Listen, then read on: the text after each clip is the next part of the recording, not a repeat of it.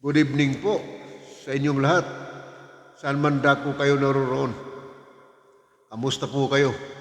Atin pong pag-usapan ngayon, ito pong mga mahalagang isyo na sa kasalukuyan ay ating nasaksihan sa ating bayan.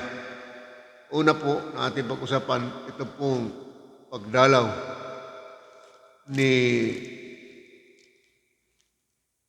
Antony Blinken dito po sa ating bansa.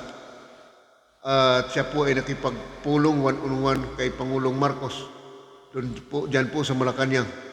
At natitiyak po natin na ang issue na kailangang mapapag-usapan ay tungkol po sa kapakanan ng dalawang bansa or relations between US and the Philippines. So yan po. Ang pangalawa na ating pag-usapan ngayon, ito pong utang ng Pilipinas ay lumulubo na po. Umaabot na ng 12.79 trillion. Yan po mga kababayan. At paano ito mababayaran ng ating bansa? So yan po yung ating pag-usapan. Pero bago po tayo magpatuloy, ay nanyayahan ko po kayo na mag-subscribe sa ating YouTube channel at paki-like and share na lamang po ninyo sa inyong mga kaibigan sa mandako sa mundo. At siyempre, click din po ninyo ang notification bell para tuloy-tuloy po kayo updated. So, katulad nga po ng ating pag-usapan ngayon,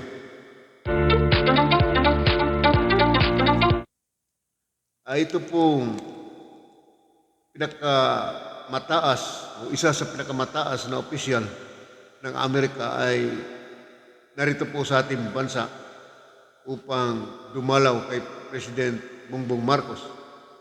At sila po ay nag-uusap kayo sa Malacanang sa araw na ito. At ang kanya pong pangalan ay si Antony Blinken. Si Antony Blinken, mga kababayan, ay isa sa pinakamataas na US opisyal. Siya po ay Secretary of State. Pagka sinasabi pong siya ay Secretary of State, ito po, ang issue nito ay nanggaling po mismo sa Pangulo ng Amerika. Sapagkat umiikot po ito sa buong mundo, lalo na't mayroon silang mga mahalagang bagay na pag-uusapan. Kaya nga po siya ay nandito ngayon sa Pilipinas sapagkat alam po natin na mahalagang mga isyo ang kanilang pag-uusapan ng ating Pangulo. Hindi po natin matiyak kung ano po ang pinag-uusapan, pero isa po ang tiyak natin na sa ating nalalaman ang pag-uusapan po dito ay itong security sa Pilipinas at saan mang issue, lalo't higit sa issue ng terrorism sa buong sanlibutan. At alam po natin, ang Amerika ay nangunguna siya dito sa pagsugpo ng terorismo. At siyempre, ito pong Amerika ay papel ito bilang international police, mga kababayan, international policeman. Yan po yung papel ng Amerika. Kaya napakahalaga po ang mga isyo na napag-usapan nila ng ating Pangulo. Bagamat hindi po natin tiyak kung ano nga po ang isyo na pinag-uusapan, ngunit isang bagay na tiyak tayo ay tungkol po sa seguridad. At siyempre, alam naman ninyo mga kababayan na ang isyu hindi lamang sa seguridad ay isyu ng relasyon natin between US and Amerika. At gusto ng Amerika at gayon din naman itong Pilipinas, mga kababayan, na magkaroon tayo ng malakas at malawak at malalim na relasyon sa ating dalawang bansa. Kaya yan po, hindi naman po natin sa pinangungunahan natin ang ating Pangulong Marcos kung ano nga ang issue na pinag-uusapan. Pero yan po, nakakatiyak tayo na isa dyan ay kanilang pinag-uusapan. Yan po, yung pagpapalalim sa relasyon natin at nais ng Amerika na mapabuti at mapalalim pa ang ating relasyon. At gayon din po ang Pilipinas. Kailangan din po natin ang Amerika. So, parehas lang po tayo na ang dalawang bansa na ito ay parehong nangangailangan sapagkat kailangan din po tayo sa Amerika. At yung Amerika, hindi din po natin pwedeng sabihin na hindi na natin kailangan ng Amerika. Para po doon sa mga anti-Amerika, mga kababayan, ay kailangan din po natin ang Amerika in terms of security. Ayan po, mga kababayan. Kaya isa dyan na nangungudya dyan sa pagsugpo ng terorismo o international terrorism. Yung Amerika dyan po, mga kababayan, sa mandako sa mundo, ay naroon po sila pagdating po dyan sa terorismo. Yan po ang isa sa pakinabang natin sa Amerika, mga kababayan. Sa panahon ng pandemic, o hanggang ngayon, pandemic pa rin po, hindi pa tapos, ay maraming vaccines ang ibinibigay sa atin ng Amerika. Yan po ay huwag nating kalimutan, mga kababayan. Bagamat may ibinibigay sila, marami silang ibinibigay sa atin ng mga vaccines, at mayroon din po tayong binabayaran sa kanila. Yan po, mga kababayan. Kaya bilang tulong nila sa atin, ang US sa mga Pilipino ay napakahalaga po, mga kababayan. Kung pag-usapan ang seguridad, una na doon sa tungkol sa West Philippine Sea. Kaya po natin nasabi yung West Philippine Sea sapagkat teritoryo po talaga natin ito, na kung saan ito po ay pilit na inaagaw ng China. So, kailangan po natin ang Amerika dyan, mga kababayan. Sapagkat mismo ang ating gobyerno na rin nagsasabi na hindi natin kayang idipinsa ang ating bansa laban sa China. Kung ganon, ang conclusion, mga kababayan, ay dapat talaga natin kailanganin ang Amerika. So yan po, mga kababayan, hindi po ito tayo nag-uusap para paboran natin yung Amerika. Hindi po ganun, kundi nag-usapan po natin itong mga isyong ito sapagkat narito ang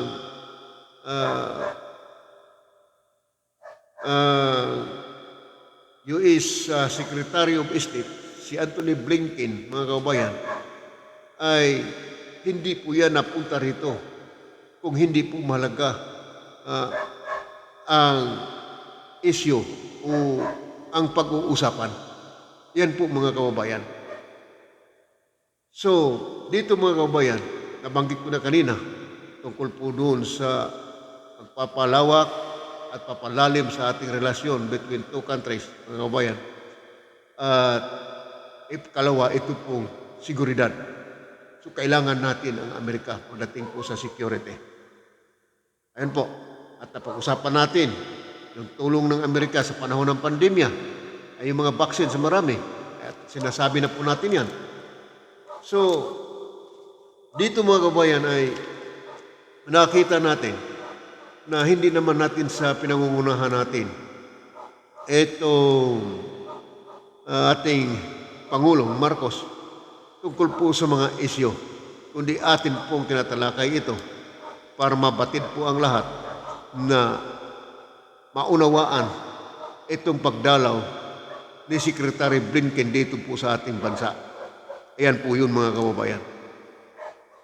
So, hindi po lahat kasi sa ating mga kababayan na nakaunawa nito. Yan po yung dahilan kung bakit natin pinag-usapan ito. Isa pa dyan, yung issue sa Mutual Defense Treaty. Ito pong Mutual Defense Treaty mga kababayan ay matagal na pong panahon ito. Ay nasa mga 70 years na po itong treaty na ito na nakakatiyak ako na baka isa ito sa nabanggit ng ating Pangulong Marcos na i-review ito sapagkat ang ating na rin pong pamahalaan mismo ang nagsasabi nito na i-review itong Mutual Defense Treaty sa ating bansa sapagkat matagal na po ito para ma-clarify po ito sa ating gobyerno mga kababayan. Yun po yun. At ang lahat na pinag-uusapan ng Pangulo ay recorded po yan. Kung ano po ang napag-uusapan nila ni Secretary Antony Blinken at Pangulong Marcos, mga kababayan, ay recorded po yan. At yan po ay i-report doon po sa Presidente ng Amerika, doon po kay President Joe Biden, mga kababayan. Alam mo, ito pong function nitong Secretary of State, katulad ni Antony Blinken, mga kababayan, ay makapangyarihan po yan na Secretary sa Amerika. Maliban na naglilibot yan sa buong daigdig kung ano po ang kakailanganin nila ng Amerika, ay siya po ang lumalakad yan mga kababayan. Lahat ng issue, katulad ng nagaganap dyan sa problema dyan, sa digmaan dyan sa Ukraine, ang nakikipag-negotiate dyan, nakikipag-usap dyan, itong Secretary of State. At ito pong Secretary of State, ay ito po yung humaharap sa mga Pangulo o President sa amang bansa sa buong daigdig pagka ito po ay lumakad. Ganun po ka-powerful ang Secretary of State, mga kababayan. So yan po yun mga kababayan. Isa pa sa issue na dapat nating maunawaan, mga kababayan, ay ito pong paglilibot o pagbisita dito kay Secretary Antony Blinken, mga kababayan, ay napakahalagang bagay po yan. Kung ano po yung nais ng Amerika, natatalakayin niya, at ganun din po ang ating Pangulong Marcos ay nakakatiyak po tayo kung ano man ang mga dapat na problema uliranin natin pagdating po sa security ay marahil sinasabi din po yun ng ating Pangulo. Gusto po natin na tapatin na po natin ang Amerika sa ating mga saloobin o sa ating gustong sasabihin sa kanila para po maunawaan nila. Katulad nga na po ng problema natin dyan sa West Philippine Sea. O isa po yan na issue na dapat nating sasabihin sa kanila. Yan po yun mga kababayan. So yan po yung kahalagahan ng trabaho ng Secretary of State sa Amerika. Pinakamakapangyarihan na sekretary at nakapaloob lahat sa kanya ang trabaho na pinakamahirap upang masaayos yung kanilang pangailangan at ganun din po sa atin sa Pilipinas, mga kababayan. So yan po yun.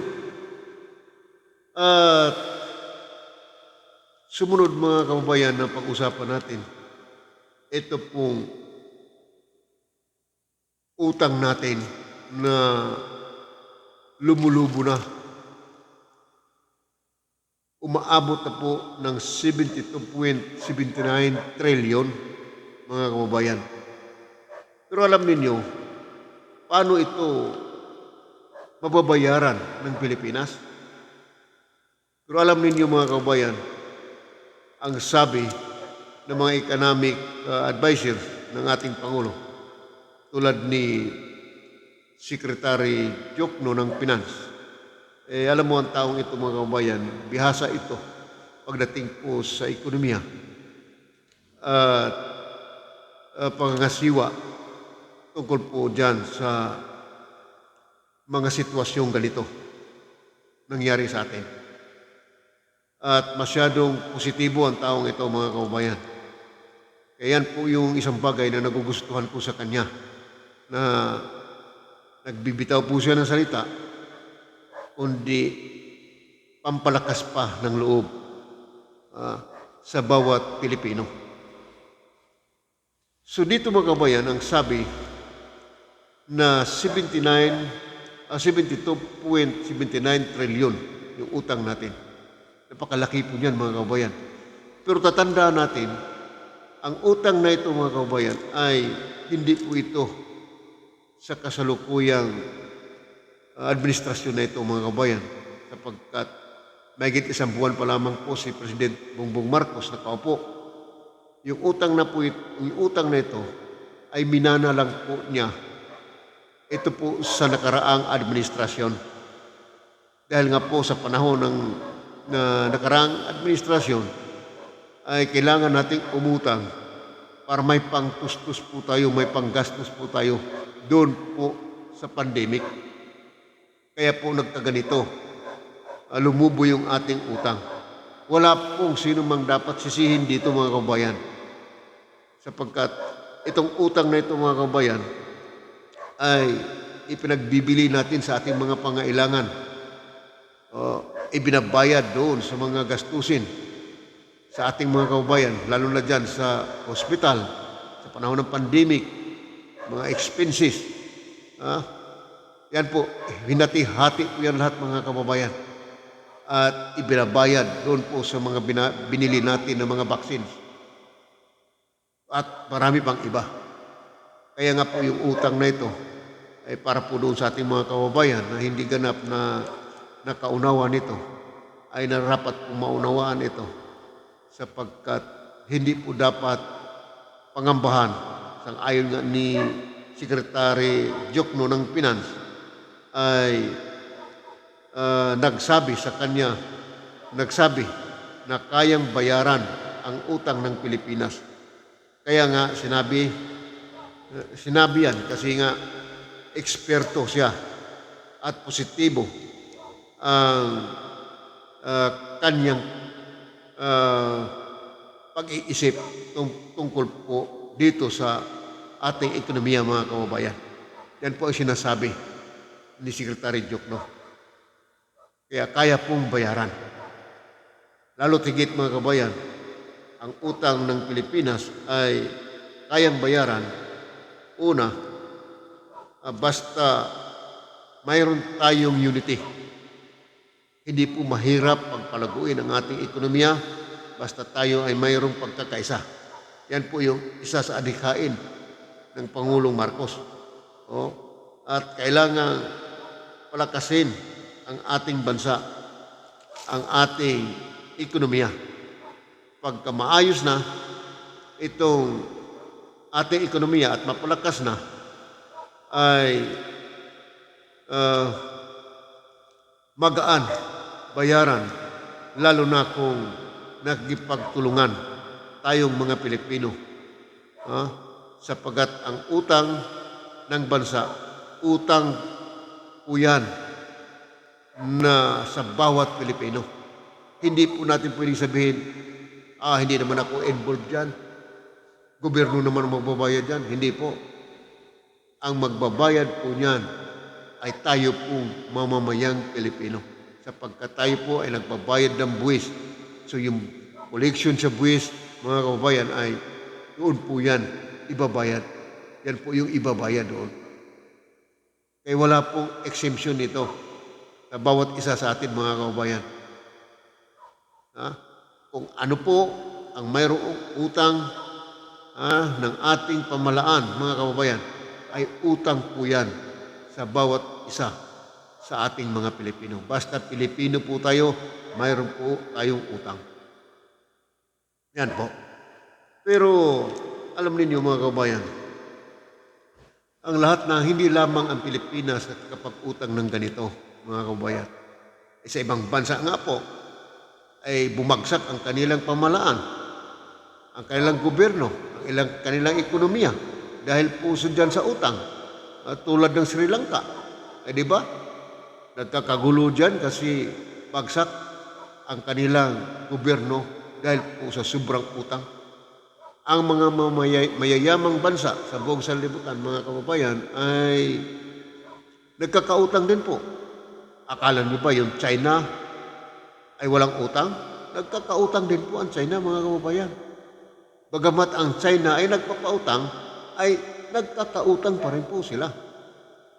Sapagkat dyan po nakikita, nasusukat, ang isang bansa na mayroong utang, magandang administrador po yung bansang mayroong utang. Yung mga bansang hindi nangungutang, mga kababayan, ay hindi tayo garantiya na ang kanilang gobyerno ay magaling. Parang negosyo yun eh. Wala pong bansa sa buong daigdig ngayon na wala pong utang. Lahat po yan may utang.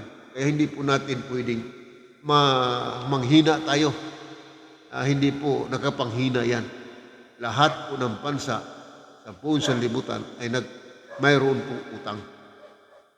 Yan po yun ang ibig sabihin dyan, mga kababayan. Kaya hindi po natin dapat ikalulungkot ito. Kundi makipag-isa lamang tayo sa gobyerno, tulungan natin ang gobyerno, sapagkat dyan po tayo magkakaroon ng tagumpay. Yan po yung sinasabi ng ating Pangulong Bongbong Marcos yung unity, mahalaga po yun. So yan po yun. Kung tayo'y magtutulungan, hindi po mahirap bayaran ang utang. Itong utang naman na ito, hindi naman po sa utang ni Pangulong Marcos, kundi siyempre minana niya po ito. Siyempre siya po yung kasalukuyang Pangulo, napasak ngayon ang responsibilidad sa kanya. Yan po yun, mga kababayan. Di ba? So, isa yan sa mga mahalagang bagay na ating pinag-uusapan ito. Inuulit ko po, hindi po lahat nating mga Pilipino ay nakaunawa nitong utang na ito. Itong ating mga pinag-uusapan. Kaya pinamabuti na ating papaliwanag ito sapagkat mahalaga na maunawaan natin ito. Mayroon kasing tayong mga kababayan na pagka nalaman na ganun pala kalaki ang utang ng Pilipinas, nangihina na yung loob. Aawayin na yung gobyerno. Babatikusin na yung gobyerno. Hindi po ganun, mga kababayan. Dapat natin maunawaan na ang utang nito, kaya lumubo ng husto ito, sapagkat may pandemic po sa ating bayan. Yan po yun, mga kababayan. So, pag-usapan natin uli itong mga ibang isyo tungkol po dyan sa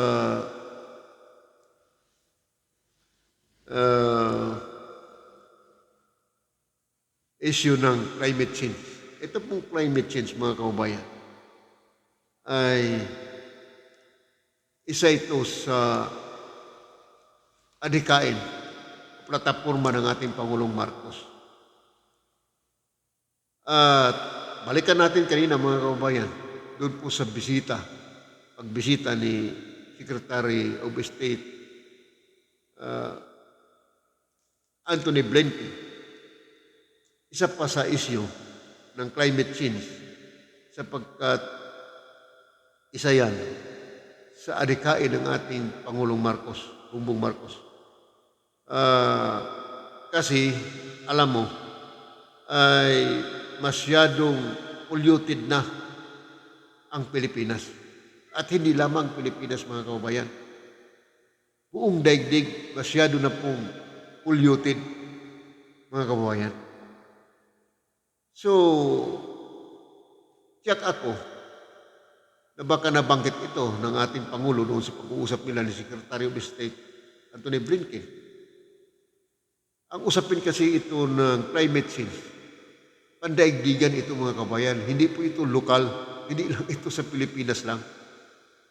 Kaya mahirap mga kabayan, issue ito. No? Alam nyo, masyadong polluted na itong Pilipinas.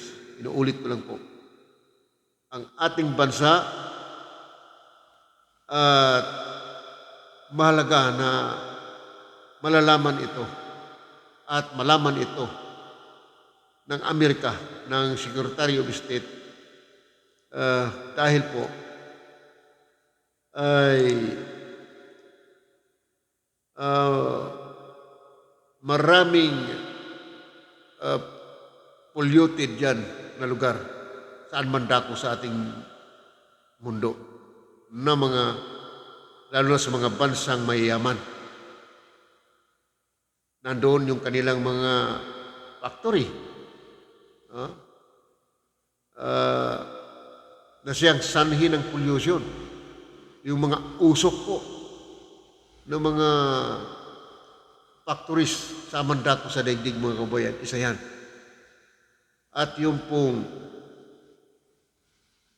pagtatapon ng mga langis, lalo na dyan sa dagat mga kabayan, involved dito yung mga barko nagtatapon. Bagamat dyan po sa hindi pa umabot doon sa international waters mga kabayan, itong mga barkong ito hindi po nagtatapon ng waste oil dyan po sa hindi pa umabot ng international water. Pero pagdating doon po sa international water, nagtatapon na po yan. Nagpa-pump out na po sila ng mga bilges nila dyan sa international water. Anyway, yan po ay hindi nasakop ng regulasyon ng pagtatapon ng mga waste oil doon po sa protocol niyan o batas. Subalit, kahit na nagtatapon sila doon sa international waters, ay pollution pa rin po yun. Yun pa rin po ang ibig sabihin noon. Ang ibig sabihin ay mahalaga ang mga pinag-uusapan sa kanyang pagpunta rito sa Pilipinas. Ipag-usap siya kay Pangulong Marcos tungkol po dyan sa mga isyo ng tinatawag na climate change. Hindi po natin tiyak mga kabayan na isa yan sa napag-uusapan. Pero marahil iyan ay nabanggit din po ng ating Pangulo. Ay hindi po natin pinangungunahan yung ating Pangulo mga kabayan. Pero ang climate change, isa po yan sa issue na mahalaga na usaping pang-international. Hindi lamang terrorism, hindi lamang yung tinatawag na relation between America and the Philippines. Yun po ay pagpapalalim ng relasyon. Yan po yun. Kaya dito mga kabayan ay napakahalaga itong mga issue na napapag-usapan natin para po sa kaalaman ng ating mga kababayan na hindi ganap na nakaunawa nito. So,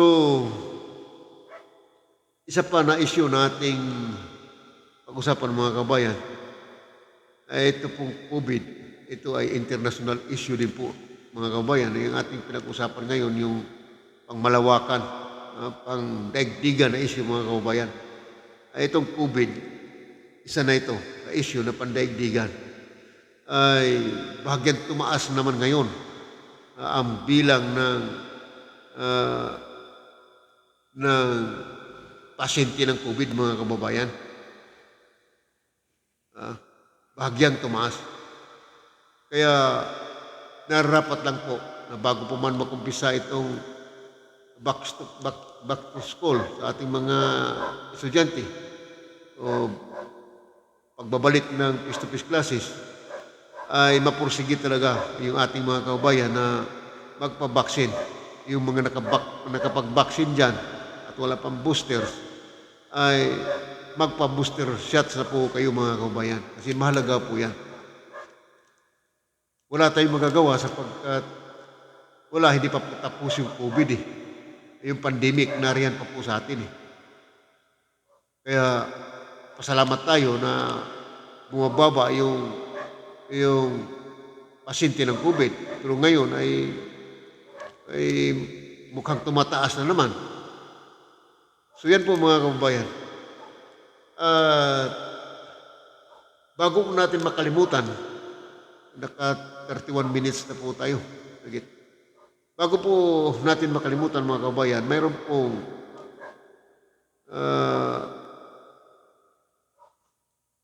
isang bayan dyan sa Butulan, Zambales, mga kabayan, na ang mga residente po dyan sa bayan na yan ay bumibili po ng rice. Ito, good news po ito, mga kabayan. Bumibili po ng rice na nagkahalaga ng 20 pesos or less. 20 pesos na kilo per kilo ng rice. Yan po ay under a rice subsidy program ng initiated by the local government program, mga kababayan. So maganda po yan, mga kababayan, di ba? Ay marami tayong mga kababayan dyan na imposible daw mangyari na nagsasabi na maging 20 pesos ang halaga ng bigas, ng rice.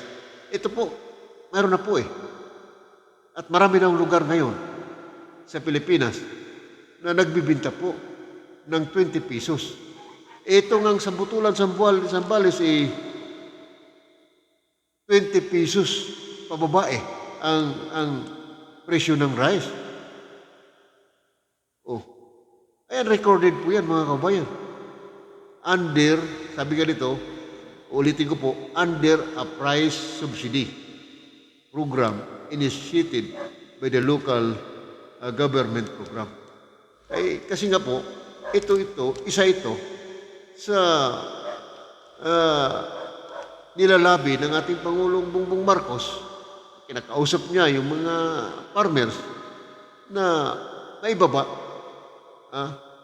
Kaya nga po, nagkaroon na ng programa ang ating local government bilang suporta sa ating Pangulong Marcos. O bakit nagawa? Ibig sabihin, planning lamang ang kulang sa ating gobyerno, mga kababayan. At tingnan mo ngayon. Di ba? Malaking bagay po ito. 20 pesos or less per kilo ng rice. Diyan po sa Butulan, Zambales. Yan po yun, mga kababayan. Kaya, isa pa sa balita na idadagdag ko, mga kababayan, ito po si Senator Bato de la Rosa ay nag-file po ng bill, panukalang batas tungkol po sa pagbabawal tumakbo ng mga party list na sumusuporta ng mga terorista, mga kababayan. So magandang batas po yan na sana po ay may pasayan sa Kongreso. Kaya napakaganda po yan.